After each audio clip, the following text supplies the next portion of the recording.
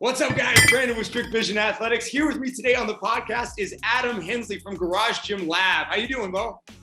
I'm doing great, Brandon. How are you, man? I'm great, man. Thanks so much for coming on. I appreciate it. And for fighting through the technical difficulties that we had. No, I'm happy to be here. Thanks for inviting me.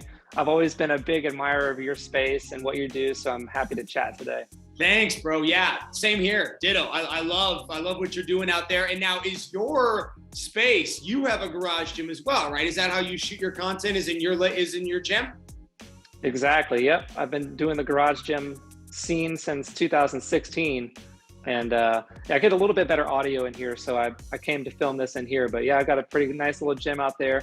Not Sick. quite as much awesome equipment as you have, but trying to get there. At some point in the episode, I do want you to take that out and show like the space, yeah, of course, toward the end or something like that, because you do have a sick space as well. No, sure, man. I love, these are some of my favorite guests are fellow garage gym enthusiasts, and certainly the people that are in the industry professionally. It's a lot of fun to just do this because there's so much just bouncing of ideas and so much content and questions and stuff that I have, and that just we can just go back and forth. I'm sure we could go back for a heck of a lot longer than an hour. So yeah. So you started your thing. You started your facility in 2016. For you, was it something that you started for personal use, or was it straight out of the gate? Was it a business? Strictly personal use. So I was, my wife and I were starting to try to have a family. Mm-hmm. And at the time, I was having to drive 45 minutes to the gym. I was paying 2 gym memberships because the gym I belonged to didn't have a shower. Yeah. And I had to shower at the second gym and then go to work. And my job at the time, I was working 80 to 90 hours a week.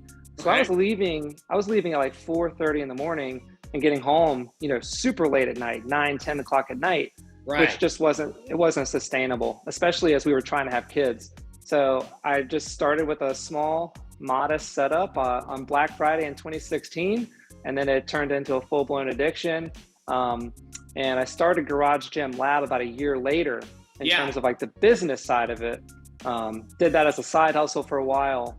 And what, if you could break it down for me just in a couple sentences, what is Garage Gym Lab? For those people who don't know, what exactly is your company? What do you make? I know you're involved in several products. What exactly what is your company?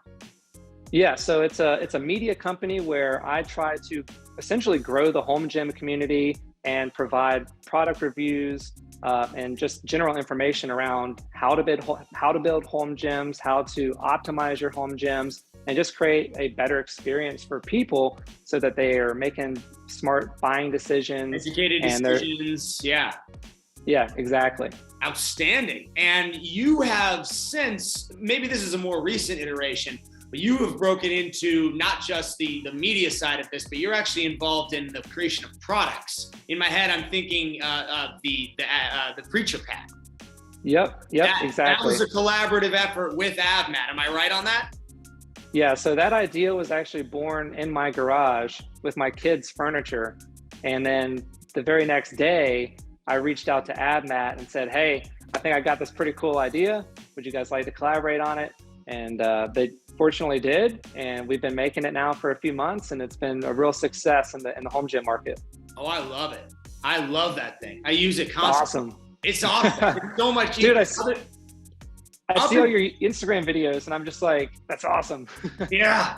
No, the cool thing is, when I get something, whenever I have he told me I needed to turn off notifications. I didn't listen to him. Whenever I get a piece of equipment, essentially you'll know if I love it because I'll use it, and I'll use it really quick. And I started using the AvMat really the week y'all sent it out to me. And the Preacher Pad from you and AvMat. Yeah. It's outstanding. And other than that, there's really no way to do preacher curls other than having like a machine or some kind of a rack attachment. So it's a very innovative piece. Cool, man. I'm really glad you're loving it. And the feedback's been really good among the community. So we're very excited about it. Yeah. What would you say, because I had several questions regarding the topic of home gym creation and specifically training. First off, have you, what your job, have you ever worked like as a trainer, as a PT, do you have any background in that, or was it just strictly from the garage gym creation, product review, that kind of side of things?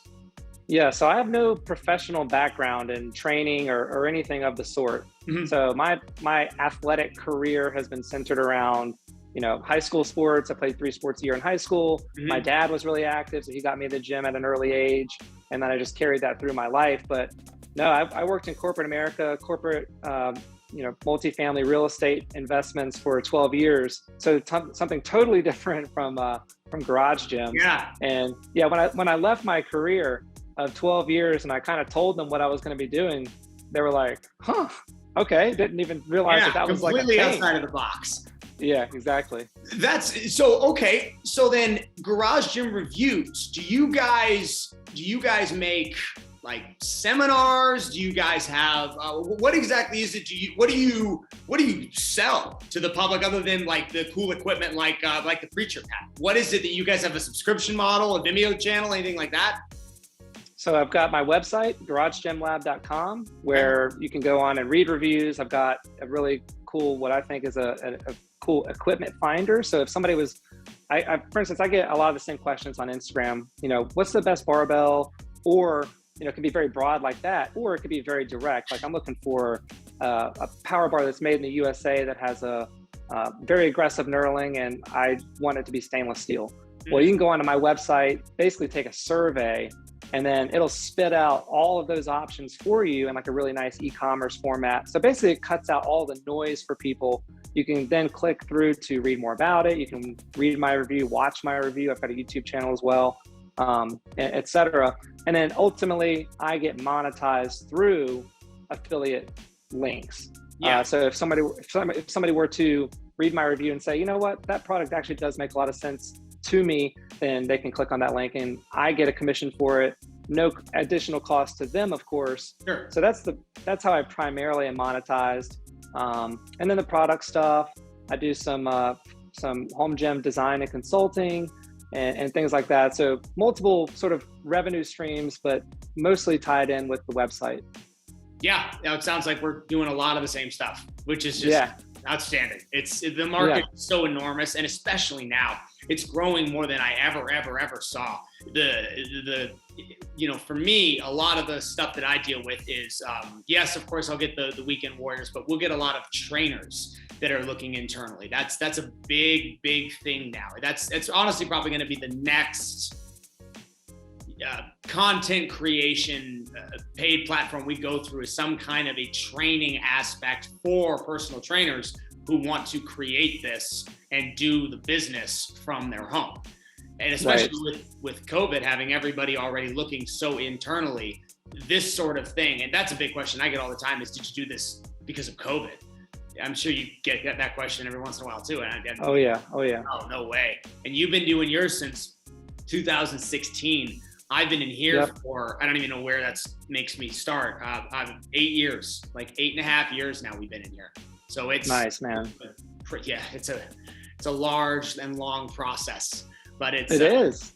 And you know what? That's one of the best things about the home gym, right? It's a journey. Like you're starting with very little, and then you're growing it into like something amazing. Like your gym didn't start like that. You've been doing it for 8.5 years. Like that's part of the fun.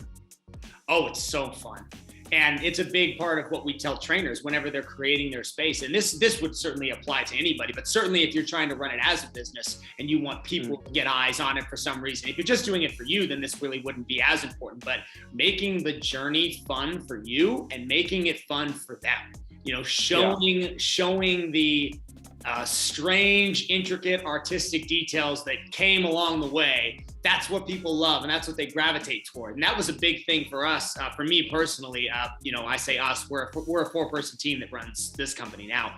But a big thing that I had to change, I did a lot of stuff kind of, behind the scenes that I had to change my mentality. My people were like, yeah, there is no more behind the scenes. You need to show them, when you paint Superman, when you put up the canvases, how long it takes you to create some of this stuff and build, because a lot of this stuff is DIY. So I did a lot of this stuff myself, but Yeah, it's a journey, like you said. It's so much fun to watch it take shape and build. It's a collection and all that stuff. Yeah, absolutely. By the way, I saw your video of you painting Superman. It was really cool. Wasn't that cool? Yeah. Even I was like on that one. I was like, man, this turned out really, really good. I like how this one looks. Did you see? Did you see where I put it?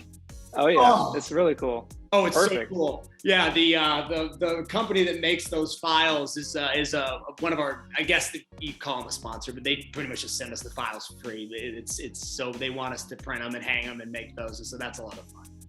So do you have a 3D printer there at the spot that you use? I don't have a 3D printer here, but what I did was I found a local artist who wanted to get more into this, and I helped him buy his. I told him what I wanted to do and how I wanted to decorate kind of this. I mean, this place is literally head to toe now. And then with the ceiling now being used as the art space, I told him, hey, I want to hang 40, 50 of these things. Like, I'm going to do this in every single corner of this gym. He goes, all right, we need this printer. We need that. This is going to cost X amount. And so I said, all right, I'll help you buy it. And then you'll, print my stuff for free. And so that's kind of how that took shape. But yeah, it's a process. It's you print them, you build them, assemble them, paint them, put them up. Again, it's so much fun. And it fits because, I never saw myself as a content creator. And my background was actually, I had time with the NFL for about 4 years doing training. I have a master's in strength and conditioning. I'm going in a PhD program. I'm a trainer type guy. I didn't see myself doing content creation for money. Sure. And sure. Now it's become more about that, or I'd say maybe as much about that as it is about the training knowledge and all that sort of stuff. Sure. Which is easy because I get enthusiastic about either one. Yeah, man, I can tell, like, your videos are very infectious and I like your style. So keep it up for sure. Thanks, buddy. Yeah, I try. It took a little bit for me to, even me, I had to kind of come out of my shell with that stuff. Cause I'm like, well, I don't want people to know that I paint these things. That's so odd. And then, no, you need to show this. So yeah, it's a lot of fun, but that's a big piece of what we tell the people who want to make, the company side of things. I didn't really finish my thought earlier, which is you need to be showing your company must be if your home gym, if you're going to be using it for a company for training, make it expressive, make it something, make it your personality, show that. And then if they don't like it, they don't like it. But hey, some of them will. Sure. Yeah, absolutely, man. Yeah, absolutely. So where do you see the future of your company going? Where's it going to be in 5 years? What do you want out of it? What do you want it to be? I just want to provide the best information that I can. So my goal is to help people create real, genuine experiences in their home gym, whether that's with their kids, with their spouses, with their neighbors, with themselves, whatever it is, but just to be able to stay active at home. So I'm actually about to open up a second gym about a mile from my house. So I'm actually about to sign a lease. Have you ever, do you think you're going to franchise? No. No, it'll just be me making content, basically. Maybe some, collaborations like what you and I are doing here. Yeah. Maybe in the future we, hop on like YouTube videos or something like that. But I'm reaching capacity in my gym. So if I want to continue reviewing equipment and not playing that game of Tetris anytime I want to create content, I need some additional space. And I can tell you probably deal with the exact same thing. I deal with it a lot, but I tell you, let me ask you this. How big is your garage? What's the square footage? So in my current space, I've got about 540 square feet. It's very In the new space, I'll have 960. So total, I'll have, 1,500 square feet roughly. Uh-huh. So a big change for me because I was hitting the same sort of thing. And it's organized clutter in here. There's no way that it's anything but. I've got literally every single inch of this place now is totally covered. But we cut a door and now we implemented the backyard. I saw that. Yeah, dude, that was a game changer. Because otherwise, I've got about 600. So we're very, very close in size, your gym and mine. But doing that And that's something that I try to tell my people. I'm like, okay, can you access this to your backyard at all? Because you want, a lot of times that's the only thing that I find, the garage gym community is often lacking, is the square footage to do, sleds, tires, any kind of ballistic training where you got to jump up and down. You need space. And eventually, like you said, it's Tetris. You're literally like standing there staring at the wall, figuring out, all right, where am I going to, where is this got to go? Everything's got to move. But doing that helps. That certainly helps, opening up the backyard. Yep. Oh, I'm sure. I saw you put the Squat Max out there, didn't you? I did. Yeah. I love the Squat Max. I love the Squat Max too. It's outstanding. Yeah. That's really good. The Squat Max. We just did a video on that today. We did a like a little review on the. This is our third or fourth review on it. Honestly, it's so good. There's so much. It's a pretty versatile piece. But yeah, that one actually, the Squat Max, he doesn't really advertise it as an outdoor machinery, but it really is. It can go outside. There's nothing. Sure. Had 2 or 3 heavy rainfalls hit it, and it doesn't rust. It's all powder coated. Nice. It's all just plate loaded. There's nothing to it. Sure. Yeah, it's very simple, but super smart. Yeah, man. Well, honestly, I love what you're doing. I love the company, and I think you're gonna really, really help grow the community, and that's really what it's all about. At the end of the day, I mean, it's the guys who started early on, and there's a few of them. There's a handful, and I feel like it's kind of cool to see us all kind of grow together. Because I remember when your page first came out. I remember how it was and how it is, and that is one thing I wanted to ask you, because you've been our niche market. I don't know. Have you seen our TikTok? You seen that? Yeah, I've seen a few of them. Yeah, I'm not big on TikTok though. Not on TikTok. See, Instagram's not our market. Instagram's our secondary market. Maybe even a third behind YouTube. But TikTok is, that's what my marketer, that was just one question he wanted me to ask you. Are you on TikTok? Do you have your own platform? I am technically on TikTok, but for all intents and purposes, I'm not on TikTok. Not so much. I probably should. I probably should be on TikTok. Probably should. Oh no. But absolutely should. You look at our page, and I don't know if you ever have, but look at our page. That's a template for how your TikTok should be, because we're doing the same thing, almost the exact same thing, except for the training aspect. Your training or your gym needs to be on TikTok. It's the biggest interface of any social media platform in the world. Yeah, I definitely need to get on there. And the real reason why I'm not is I've got to figure out where I want to allocate obviously most of my time. So I'm a solopreneur. So all of the stuff that I do is completely by myself. Film my videos by myself, edit my videos by myself, run my website by myself. Everything's by myself. So I've got a fairly limited amount of time. It's like, okay, where do I want to concentrate my efforts? And it's been on my website, it's been on YouTube, and it's been on Instagram to this point. But I definitely hear you on that. There's very few, because obviously we're all so localized, and you and I are on opposite sides of the country, to where it's not like I can refer somebody who's local, but I can tell you right now, if you are looking to make that push to the next level, you have got to figure out a way to allocate some of that elsewhere, meaning hire people. And a great place to do that is Upwork. Upwork will get you access. Yeah, dude, people all over the world. I have a person who edits the podcast, someone who helps run the social media. I have a content marketer. I have a photographer. I have a producer. We have a nutritionist and another trainer, but that's not really doesn't pertain to what you're doing. But if you can get more people, because I would never, like you said, the solopreneur, first of all, you cannot make, I'll say it would be very, very hard to make a successful TikTok page if you didn't have someone filming you. So much of the reason why our content does so well is because we have, my content creator is filming, he does his transitions, we do all the talking, and then he and I collaborate, he does the editing, and then it all comes out nice.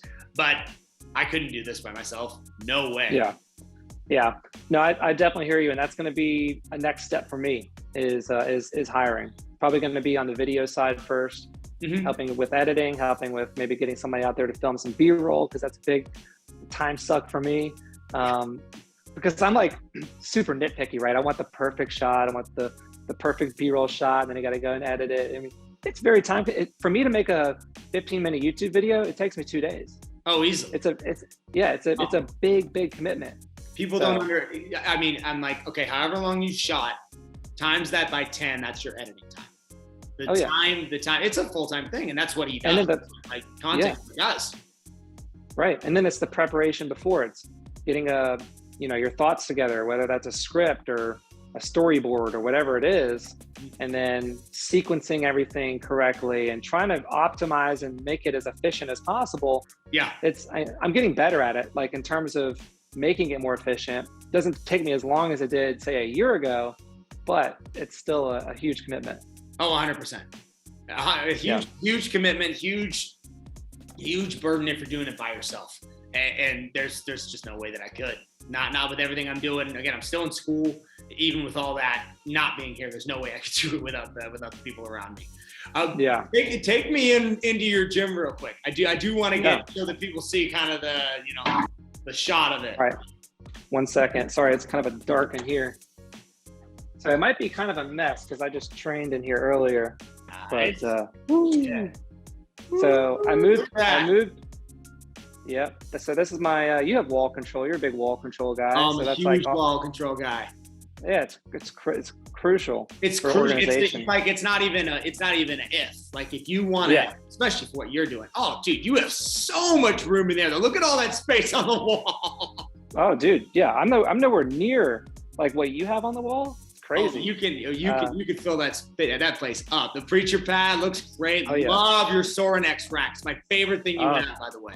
Thanks, man. Yeah, that's my pride and joy for sure. This is the first big investment that I made in my home gym, with the branding and, being able to. I wanted to ask that because I noticed you have Sorenex and I have Rogue. How would you say the attachment variability is in the Sorenex world versus the Rogue? Because obviously Rogue is known for its multi-use racks that can do anything.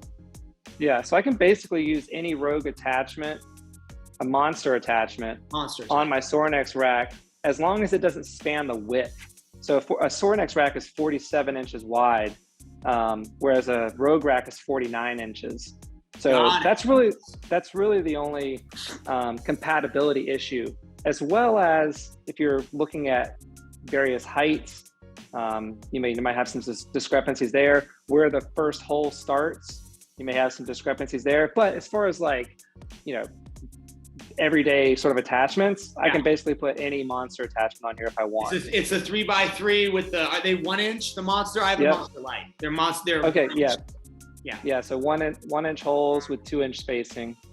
So I got the clear coat with the blue and the green, with, of course, my color scheme. Did they do that for you, or did you custom powder coat? No, I customized it with my rep. So when you work with Sorenex, you work with a rep. So he and I designed this together over probably 100 emails and phone calls. It was a very cool experience because you really do get to customize everything. So, we got like the logos and the J cups. I don't know if you can see that. I can, yeah. It's got the beaker. Bottle, the lab bottle. I love your logo, by the way. It's so cool. Thanks, man. It's actually changed. I've just modernized it, so it doesn't look quite like that anymore. But I appreciate it. Still makes it yours. Yeah, exactly. So over here, last question, but I did have your social media, especially your Instagram. Do you have any tips? You've seen, like I said, I followed your page at the beginning, and I see it now. Exponential growth. How have you accomplished that? Just anything you would mention. I think it's all about building authentic relationships and really being there for your community. I mean, early on, anytime somebody commented on my page, I would always make an effort to comment back, and not just at a surface level, right? So I would go to their page, I would find out what their name is.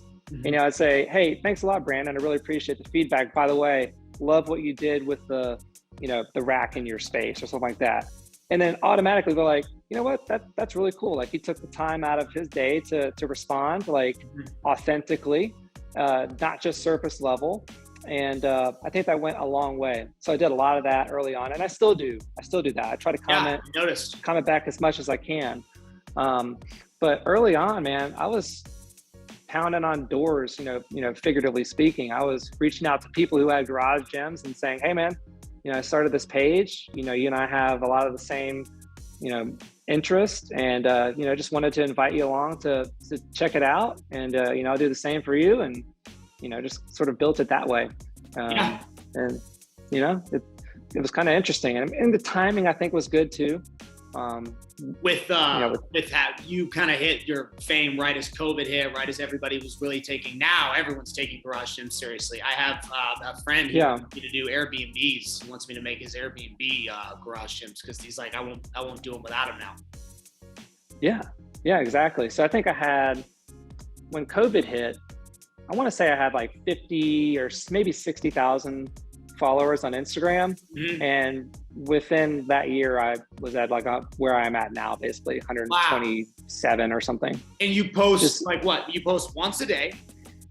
If that, once a day. Well, I used to be like real stickler about it. I was like, I got to post 3 times a day.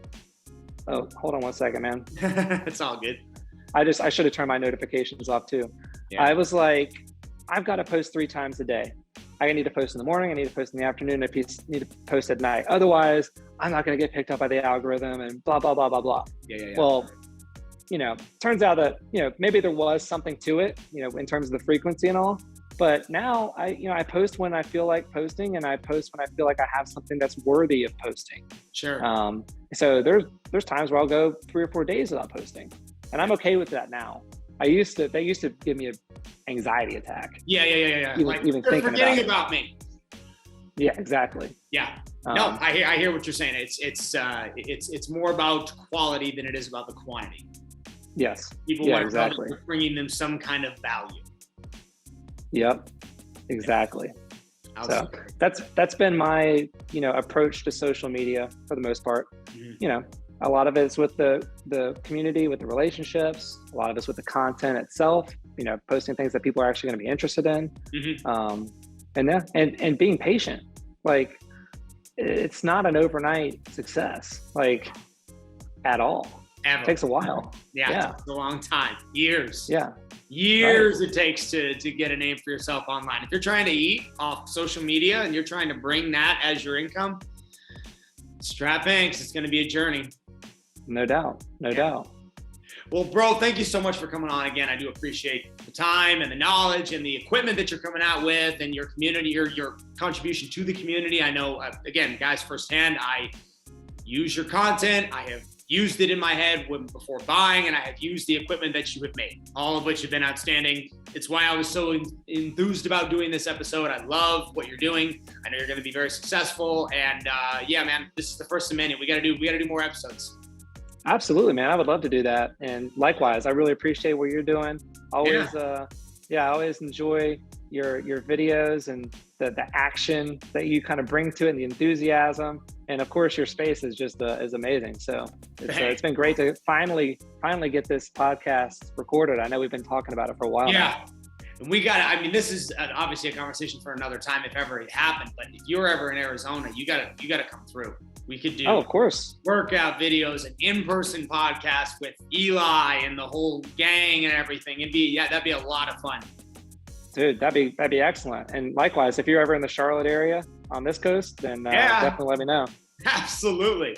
All right, brother. Well, guys, thank you so much for tuning in again. Garage Gym Labs. Oh, your website one more time, just so everybody knows where to go.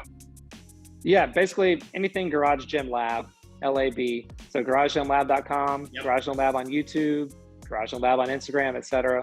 You can find me in all those places. Perfect. You heard him. That's a wrap. Thank you guys so much for tuning into this episode of the podcast. If you guys like our content and you want to see more of it, click the subscribe button down below, or as always, you can follow us on any of our other social media platforms. Stay fit, you guys, stay healthy, and become the 1%.